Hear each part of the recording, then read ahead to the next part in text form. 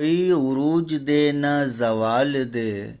کوئی عروج دے نہ زوال دے، مجھے صرف اتنا کمال دے، کوئی عروج دے نہ زوال دے، مجھے صرف اتنا کمال دے، مجھے اپنی راہ میں ڈال دے، کہ زمانہ میری مثال دے۔ پیارے دوستوں، میں آیت اللہ آیت اردو لورس یوٹیوب چینل پر آپ تمام دوستوں کا تہہ دل سے استقبال کرتا ہوں۔ دوستو، اس ویڈیو میں ہم لوگ بال جبریل میں شامل اقبال کی مشہور نظم مسجد قرطبہ کو پڑھیں گے۔ دوستو، اس سے پہلے کے ویڈیو میں ہم لوگوں نے اس نظم کے پہلے بند اور دوسرے بند کو پڑھ لیا ہے۔ اگر آپ نے نہیں دیکھا ہے تو لنک ڈسکرپشن میں ہے۔ تو آج اس ویڈیو میں تیسرے اور چوتھے بند کو پڑھیں گے۔ تو آئیے دوستو شروع کرتے ہیں۔ دوستو، تیسرا بند ہم لوگ یہاں سے شروع کریں گے۔ یہ یاد رکھنے کی بات ہے کہ پہلے بند میں شاعر زمانے کی حقیقت کو بیان کرتا ہے، دوسرے بند میں عشق کے صفات کو بیان کیا ہے، اور تیسرے بند میں شاعر مسجد قرطبہ سے مخاطب ہے۔ جب آپ خلاصہ لکھیں گے یا تجزیہ کریں گے تو کس بند میں کیا بات کہی گئی ہے یہ جاننا بہت ضروری ہے۔ تو یہ تیسرا بند ہے۔ تیسرا بند یہاں سے مسجد قرطبہ سے شاعر مخاطب ہے اور کہتا ہے کہ اے مسجد قرطبہ، عشق سے تیرا وجود، تمہارا وجود جو ہے وہ بھی عشق سے ہی ہے۔ عشق سراپا دوام جس میں نہیں رفت و بود، عشق سدا چلنے والی، عشق جو ہے سدا چلنے والی چیز ہے، اس میں رفت و بود نہیں ہے۔ یہ آنا اور جانا یا تھا یا پاسٹ، بود کہتے ہیں تھا کو، رفت مطلب جانا، تو یہ سب نہیں ہے، یہ ہمیشہ چلنے والی چیز ہے۔ رنگ ہو یا خشت و سنگ، چنگ ہو یا حرف و صوت، معجزۂ فن کی ہے خون جگر سے نمود۔ رنگ ہو یا خشت و سنگ، خشت کہتے ہیں اینٹ کو، سنگ کہتے ہیں پتھر کو۔ رنگ ہو یا خشت و سنگ، چنگ، چنگ کہتے ہیں باجا کو، اور حرف تو جانتے ہی حرف ہی ہے یہ، صوت کہتے ہیں آواز کو۔ تو رنگ ہو یا خشت و سنگ، چنگ ہو یا حرف و صوت، معجزۂ فن کی ہے خون جگر سے نمود۔ تو شاعر کہتا ہے کہ یہ جو ساری چیزیں ہیں، یہ جو ساری چیزیں ہیں، اوپر کے مصرع میں جس نے بیان کیا ہے کہ جب ہم اینٹ اور پتھر سے کوئی عمارت تعمیر کرتے ہیں یا پھر باجا بجاتے ہیں اور اس باجے میں حرف اور جو صوت ہے اس کا استعمال کرتے ہیں اور اس میں مہارت حاصل کرتے ہیں، تو اس کے لیے ہمیں کیا کرنا پڑتا ہے؟ معجزۂ فن کی ہے خون جگر سے نمود۔ تو کسی بھی آرٹ میں، کسی بھی فن میں مہارت حاصل کرنے کے لیے ہمیں کیا کرنا پڑتا ہے کہ خون جگر اس میں لگانا پڑتا ہے، یعنی بہت ہارڈ ورک کرنا پڑتا ہے، بہت محنت کرنی پڑتی ہے۔ تو مسجد کو کہتا ہے کہ مسجد کی تعمیر کرنے میں بھی عشق کا جذبہ ہوگا، اور بہت زیادہ جذبہ ہوگا، اور بہت محنت لگی ہوگی اس مسجد کو بنانے میں۔ مسجد بھی واقعی شاندار ہے۔ اب آگے دیکھیں، شاعر کہتا ہے کہ قطرۂ خون جگر سل کو بناتا ہے دل، خون جگر سے صدا سوزو سرور و سرود۔ تو قطرۂ خون جگر سل کو بناتا ہے دل، سیل تو سیل ہی ہے یعنی پتھر، تو کہہ رہا ہے کہ خون جگر کا جو قطرہ ہے وہ پتھر کو بھی دل بنا دیتا ہے، یعنی نرم بنا دیتا ہے، موم بنا دیتا ہے، تو پتھر کو بھی دل بنا دیتا ہے۔ خون جگر ایسی چیز ہے، قطرۂ خون جگر۔ اور دوسرے مصرع میں دیکھیے کہ خون جگر سے صدا سوز و سرور و سرود، خون جگر سے صدا یعنی آواز، سوز کہتے ہیں کہ پریشانی کو، سرور کہتے ہیں کہ مزہ کو، سرور، اور سرود ایک قسم کا باجا ہے۔ سرود کے بارے میں آپ یہ بتائیے دوستو کہ بھارت کے کون سے مہان ایسے آرٹسٹ ہیں جو کہ سرود بجاتے ہیں؟ یہ پی ٹی کا کوشچن ہے اور بہت اہم ہے، تو آپ بتائیے۔ ویسے دو چار بہت اہم ہیں، جو سب سے زیادہ اہم ہے جس کو ایک بڑا سا ایوارڈ ملا ہے اس کا نام تبصرہ خانہ میں بتائیے۔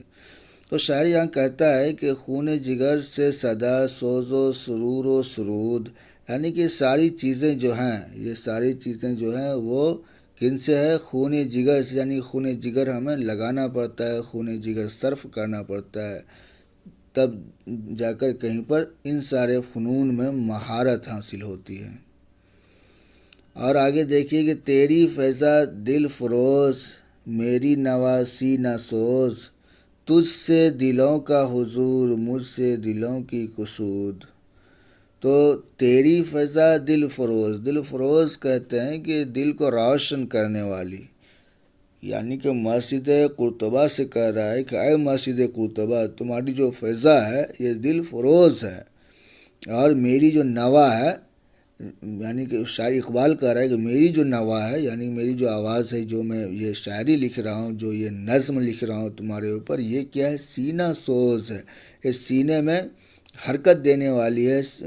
وہ سینہ سوز۔ ویسے سوز کا مطلب یہ ہوتا ہے کہ تکلیف دینا یا کہ اس طرح سے حرکت دینا، تو سینہ سوز یعنی سینے میں حرکت دینے والی ہے، سینے کو تکلیف دینے والی ہے۔ تکلیف سے مراد یہ نہیں کہ تکلیف ہو رہا ہو، کہ ایسی تکلیف، ظاہر سی بات ہے کہیں نہ کہیں تکلیف بھی ہو رہی ہے، کہ جو کہ مسلم ہے اور ان کو جب یہ معلوم ہوتا ہے کہ مسجد قرطبہ اتنی شاندار مسجد اب چرچ ہے، اب یہ مسجد نہیں ہے، تو کہیں نہ کہیں تکلیف تو ہوتی ہی ہے، برا لگتا ہے، خراب لگتا ہے۔ تو اسی بات کو شاعر کہہ رہا ہے کہ میری نوا سینہ سوز اور تیری فیضا دل فروز، دل فروز، تو دل کے ساتھ فروز آیا ہے، دل فروز، اور ایک دل ربا بھی ہوتا ہے، دل ربا، دل ربا جانتے ہوں گے، دل ربا کو محبوب کو بولتے ہیں دل ربا، تو یہاں بھی ربا کا مطلب ہوتا ہے ارا لینے والا، مطلب جو ارا لے جائے، تو دل ربا دل کو ارا لے جانے والا، تو کون ہوگا؟ محبوب ہی ہوگا، محبوب ہی دل کو ارا لے جاتا ہے۔ اور کیا کہہ رہا ہے یہاں دوسرے مصرع میں کہ تجھ سے دلوں کا حضور، مجھ سے دلوں کی کشود، کشود کشیدگی سے مراد ہے کہ دل کا کشادہ ہونا، اور حضور یہاں حاضر سے حضور ہے، یعنی کہ تم جو ہے دل کو حاضر کر دیتی ہو، یہاں پہ مسجد سے کہہ رہا ہے، اور مجھ سے دلوں کی کشود، اور میں ایسا ہوں کہ میری جو شاعری ہے یہ دل کو کشادہ کر دیتی ہے، سوچنے پر مجبور کر دیتی ہے۔ یہ میں ورڈس وغیرہ اس لیے بتا رہا ہوں کیونکہ ایگزام میں کوئی بھی شعر آ جاتا ہے، بی پی ایس سی میں تو شعر ہی دے دیتا ہے، نظم سے شعر دے دیتا ہے، نظم سے اٹھا کے ایک شعر دے دیا، اب لیجیے تشریح کرتے رہیے، تو اگر اس میں کچھ مشکل الفاظ آ رہے ہیں اور آپ کو نہیں ہے معلوم تو آپ ڈھنگ سے تشریح بھی نہیں کر پائیں گے۔ اب دیکھیے اس شعر میں کہ عرش معلیٰ سے کم سینہ آدم نہیں، سیدھی سی بات ہے کہ عرش معلیٰ یعنی کہ بڑا عرش سے کم نہیں ہے سینہ آدم، سینہ آدم نہیں، یعنی سینہ آدم انسان کا سینہ جو ہے عرش معلیٰ سے کم نہیں ہے۔ یہ ایسا کب ہوا؟ جب اس میں عشق کار فرما ہوگا، خدا کی طرف محبت اور ایمان کا جذبہ ہوگا، تبھی ایسا ہو سکتا ہے۔ گرچہ کف خاک کی حد ہے سفر کبود، سفر کہتے ہیں نیلے آسمان کو، کہہ رہا ہے کہ یہ جو خاک ہے، یعنی خاک مطلب یہ انسان سے مراد ہے کہ انسان کو مٹی سے خدا نے بنایا ہے، کہ اگرچہ اس کا جو پریزنس ہے یا اس کا جو وجود ہے یہ آسمان سے نیچے ہے، آسمان سے نیچے تک ہی ہے اس کا وجود، یا آسمان سے اوپر جا نہیں سکتا ہے، لیکن اس کے باوجود اگر ان کے دلوں میں ایمان کا جذبہ ہے تو وہ عرش معلیٰ سے کم نہیں ہے۔ آگے شاعر کہتا ہے کہ پے کرے نوری کو ہے سجدہ میسر تو کیا،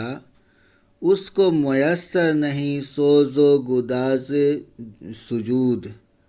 یعنی کہ پیکر نوری فرشتے کو کہتے ہیں، نوری مخلوق ہے وہ،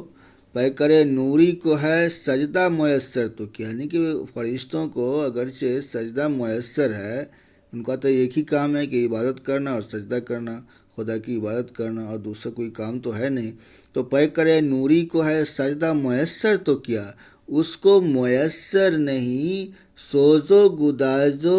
سجود، سوز و گداز سجود، سوز و گداز سجود۔ اب سوز و گداز کہتے ہیں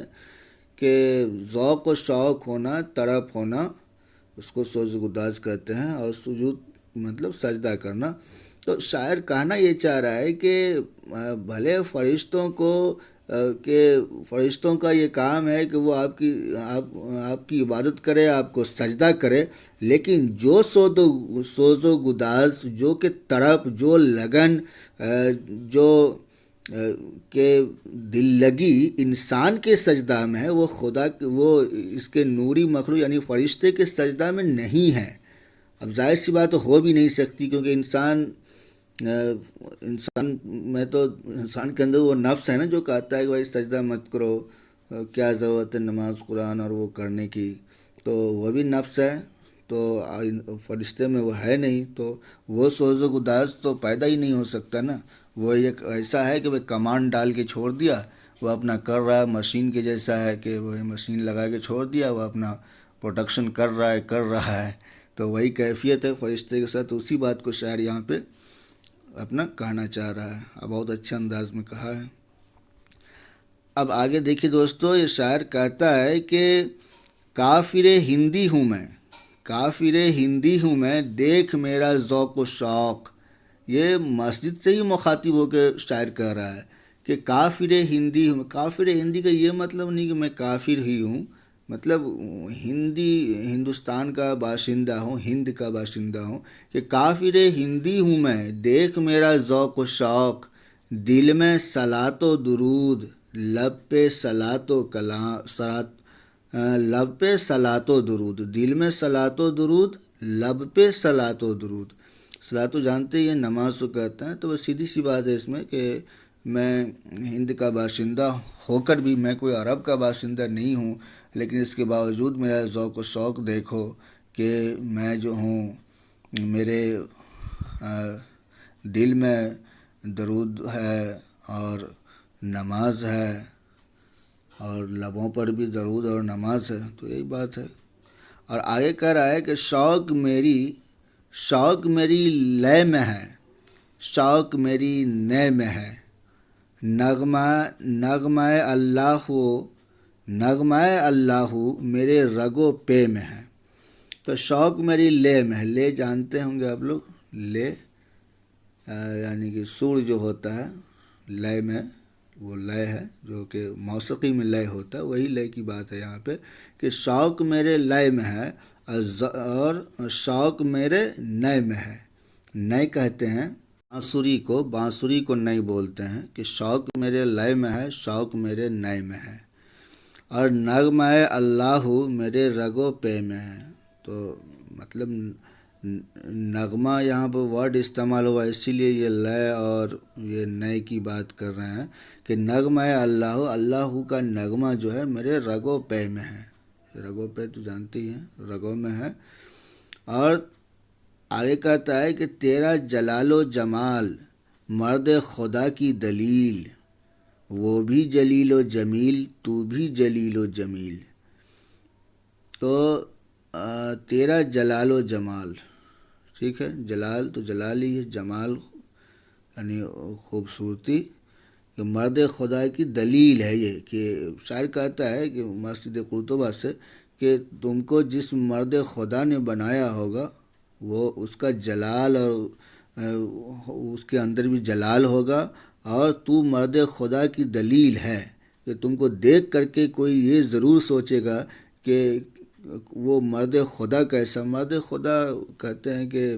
مطلب نیک مرد کو، نیک انسان کو، جو کہ اللہ کے عشق کے جذبے سے سرشار ہو، تو وہ بھی جلیل و جمیل ہوگا، اور تو بھی جلیل و جمیل ہے۔ وہ مرد خدا جس نے بنایا اور تو بھی، اور وہ بھی جلیل و جلیل، تو بھی جلیل و جمیل، یہ دوسرے مصرع میں شاعر کہتا ہے، تو یہی بات ہے اس میں۔ اب آگے شاعر کہتا ہے، اب یاد رکھیے دوستو کہ یہ جو تیسرا بند ہے، پورے کے پورے بند میں شاعر مسجد قرطبہ کو ایڈریس کرتا ہے، مسجد قرطبہ سے مخاطب ہے۔ آگے دیکھیے، تیری بنا پائیدار تیرے ستون بے شمار، شام کے صحرا میں ہو جیسے ہجوم نخیل۔ نخیل کہتے ہیں کھجور کو، کھجور کا جو درخت ہوتا ہے اس کو۔ تو شام کے صحرا میں ہو جیسے ہجوم نخیل، تو ایک منظر بتا رہا ہے شاعر کہ بہت سارے کھجور کے پیڑ ہوں تو وہ اسی طرح سے تمہارا جو ستون ہے کچھ ویسا ہی نظر آ رہا ہے کہ باغ میں جا کر کھجور کے باغ میں جب کوئی جائے تو بہت سارے پیڑ کو ایک ساتھ دیکھے تو اسی طرح سے جو مسجد ہے مسجد کا ستون بھی کچھ ایسا ہی شاعر کو نظر آ رہا ہے۔ دوستو یہ میں نے بک ڈاؤن لوڈ کیا ہے PDF میں، اور ریختہ پر سے یہ ہوتا تھا کہ پتہ نہیں چلتا تھا کہ کون سا بند کہاں شروع ہوا اور کہاں ختم ہو گیا، تو یہ بک سے ہی پڑھنا صحیح رہے گا، اور اس کو میں گروپ میں بھی ڈال دوں گا، اردو لورز گروپ میں۔ تو یہ دیکھیے کہ یہ یہاں پہ یہ بند دوسرا بند پورا ہو چکا ہے اور یہ تیسرا بند یہاں سے سٹارٹ ہے۔ تو تیسرے بند میں بھی شاعر مسجد قرطبہ کو ہی ایڈریس کر رہے ہیں، مسجد قرطبہ سے ہی مخاطب ہیں، اور یہ شعر تو ہو ہی گیا تھا کہ تیرا جلال و جمال مرد خدا کی دلیل، تو بھی جلیل و جمیل، وہ بھی جلیل و جمیل، تو بھی جلیل و جمیل،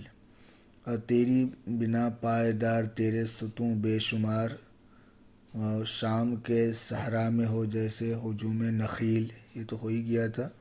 وہ اس لیے کہہ رہا ہے کیونکہ یہ عمارت بہت بڑی ہے، اس میں 1417 ستون ہیں۔ آپ سوچ سکتے ہیں کہ جس عمارت میں 1417 کھمبے ہوں صرف، تو وہ کتنا بڑا ہوگا۔ کبھی اگر ہو ایسا اتفاق لگے تو دیکھ آئیے گا۔ میں بھی سوچ رکھا ہوں کہ جب بھی اللہ پاک ایسا موقع دے گا تو میں ضرور جا کے دیکھوں گا۔ تو اب نیچے کے اشعار کو دیکھتے ہیں دوستوں، کہ یہ کہہ رہا ہے کہ تیرے در و بام پر وادی ایمن کا نور، تیرا مینار بلند جلوہ گاہ جبریل۔ تو تیرے در و بام کہتے ہیں کہ دروازے اور چھت کو، تیرے در و بام پر وادی ایمن کا نور۔ وادی ایمن اس جگہ وہ کہتے ہیں جہاں کہ موسیٰ علیہ السلام کو خدا کا نور نظر آیا تھا، تو اسی کے لیے ہے یہاں پہ کہ وادی ایمن کا نور، جو خدا کا نور موسیٰ علیہ السلام دیکھے تھے، بے ہوش ہو گئے تھے،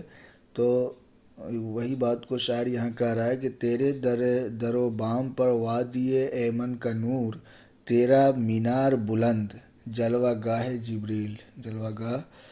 کہ جہاں کے ظہور ہوتا ہو جبریل کا، جلوہ گاہ جبریل۔ تو مینار کے بارے میں بول رہا ہے مسجد کے کہ یہ مینار ایسا ہے جیسا کہ یہاں پہ جبریل علیہ السلام کا جلوہ گاہ ہو، یہ جبریل علیہ السلام کا سایہ ہو یہاں پہ۔ تو مسجد سے ہی مخاطب ہے، اور یہ آگے کا شعر دیکھیے کہ مٹ نہیں سکتا کبھی مرد مومن کے ہے، مٹ نہیں سکتا کبھی مرد مسلمہ، مٹ نہیں سکتا کبھی مرد مسلمہ کے ہے،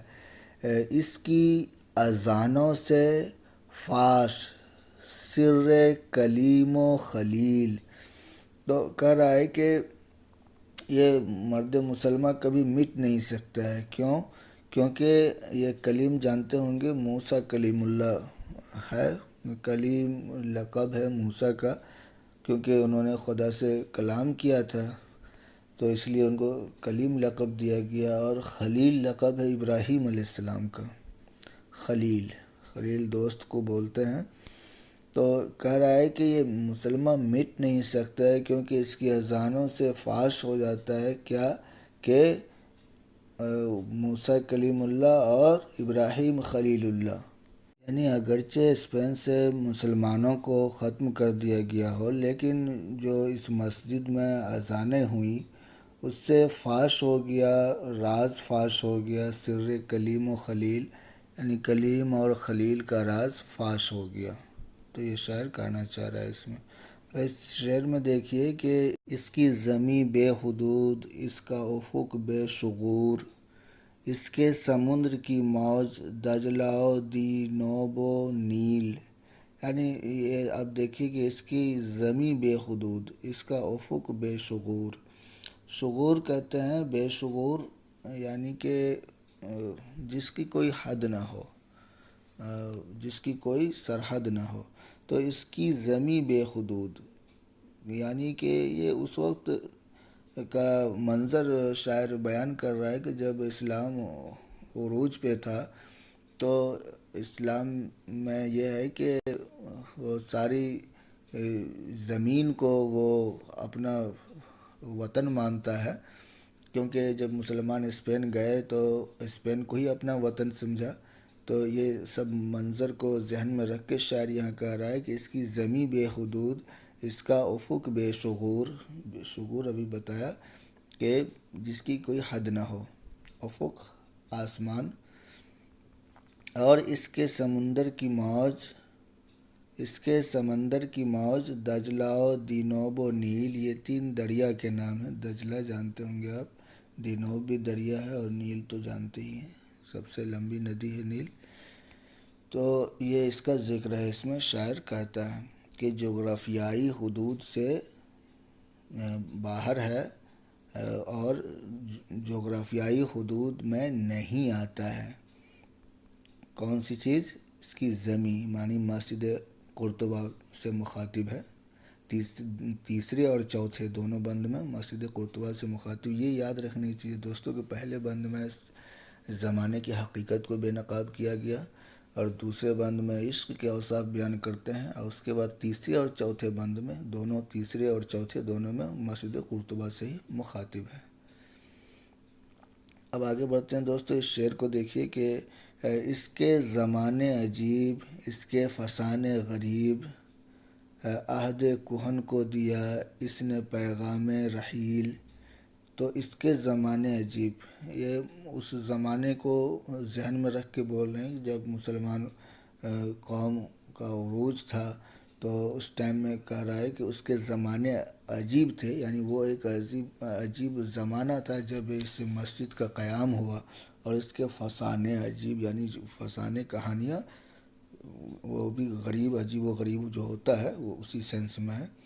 اور عہد کہن، عہد تو زمانہ کہتے ہیں، اور کہن تو وہ ہے کہ پرانا، تو عہد کہن کو دیا اس نے پیغام رحیل۔ رحیل، پیغام رحیل مطلب کوچ کر جانے کا پیغام، تو عہد کہن یعنی پرانے زمانے کو اس نے کوچ کرنے کا پیغام دیا، کہ یعنی کہ زمانے کو بدل دیا۔ جب مسلم قوم اسپین گئی تو وہاں پہ اس نے عجیب و غریب کام کیا، اور جوامردی کا کام کیا، اور پرانے زمانے کو بدل دیا، کہنے کا یہ مطلب ہے۔ اب اس شعر کو دیکھیں دوستو کہ ساقی ارباب ذوق، فارس میدان شوق، بادہ ہے اس کا رحیق، تیغ ہے اس کا اصیل۔ ارباب ذوق یعنی کہ خدا کے ذوق میں، خدا کے شوق میں ڈوبے ہوئے لوگ، خدا سے بے پناہ محبت کرنے والے لوگ، اور فارس میدان شوق، فارس سے کہتے ہیں گھوڑ سوار کو جو گھوڑے پر سواری کرتے ہیں، اور بادہ تو شراب ہے، بادہ ہے اس کا رحیق۔ رحیق کہتے ہیں دوستو کہ خالص شراب، یعنی عمدہ قسم کا جو پیور شراب ہے اس کو رحیق بولتے ہیں، اور تیغ تلوار، اور اصیل یعنی اصل۔ تو شاعر یہ کہنا چاہ رہا ہے، اس میں ماضی کے مسلمانوں کے کارنامے کے بارے میں بتا رہا ہے کہ وہ لوگ جو کہ اسپین کو فتح کیا، یہاں مسجد کی تعمیر کی، تو وہ لوگ کیسے تھے کہ خدا کے عشق میں ڈوبے ہوئے تھے، اور جو ساقی کی وجہ سے یہ بادہ اور رحیق استعمال ہوا ہے، کیونکہ یہاں پہ اوپر میں ساقی استعمال ہوا ہے، ساقی، ساقی کہتے ہیں پلانے والے کو، تو اسی لیے یہ بادہ اور رحیق استعمال ہوا ہے۔ اور تیغ ہے اس کا اصیل، یعنی اس کا جو تلوار تھا وہ اصلی تلوار تھا۔ اصلی تلوار سے مراد یہ ہے کہ اس کی جو ضرب ہوتی تھی، اس کا جو کاٹ ہوتا تھا، اس کا کوئی روک نہیں تھا۔ یعنی اس وقت کے مسلمان قوم بڑے جوش سے، بڑے ہمت والے تھے، اور بڑی ہمت اور جوش سے انہوں نے اسپین کو فتح کیا اور مسجد کی تعمیر کرائی، یہ کہنا چاہ رہے ہیں شاعر۔ اور یہ دیکھیے کہ مرد سپاہی ہے وہ، اس کی زرہ لا الہ، لا الہ یعنی لا الہ الا اللہ، تو اس کو لا الہ لکھا ہے، اور سائے شمشیر میں اس کی پناہ لا الہ۔ شاعر کہتا ہے کہ مرد سپاہی، یعنی مرد سپاہی سے مراد وہ اس وقت کے مسلم قوم جنہوں نے اسپین کو فتح کیا، کہ مرد سپاہی ہے وہ مرد سپاہی تھا، اور اس کی زرہ لا الہ، زرہ کہتے ہیں کہ وہ لباس جس کو کہ پہن کر کے میدان جنگ میں جاتے ہیں، اس زمانے میں جاتے تھے، اب دیکھے ہوں گے کہ وہ لوہے کا لباس ہوتا ہے، لوہے سے بنا ہوا ہوتا ہے تاکہ تلوار یا کسی اور چیز سے حملہ کیا جائے تو کچھ روک مل سکے، کچھ رکاوٹ بن سکے، تو وہ لوہے کا لباس ہوتا ہے، جالی نما لباس ہوتا ہے، تو اس کو زرہ بولتے ہیں۔ تو شاعر کہتا ہے کہ مرد سپاہی ہے وہ، اس کی زرہ لا الہ، یعنی جو لباس جو تھا وہ لا الہ الا اللہ کا ہی لباس وہ پہنے ہوئے تھے، وہ لوہے کا جو لباس تھا وہ لا الہ الا اللہ کا تھا، اور سیاہ سائے شمشیر، سائے شمشیر یعنی شمشیر تو تلوار ہے، تو سائے شمشیر یعنی تلوار کا سایہ، سائے شمشیر میں اس کی پناہ لا الہ، پناہ مطلب پناہ لینا، کہ وہ اگر کہیں پناہ بھی لیتے تھے تو وہ کہاں جا کے پناہ لیتے تھے؟ لا الہ الا اللہ کے پاس پناہ لیتے، یعنی کہ ان کا یہ کہ کہنے کا مطلب یہ ہے کہ شاعر یہ کہنا چاہ رہا ہے کہ وہ حق کی آواز کے ساتھ چلتے تھے، لا الہ الا اللہ ہی ان کا اوڑھنا بچھونا تھا، اور میدان جنگ میں اسی لا الہ کے ساتھ آتے تھے،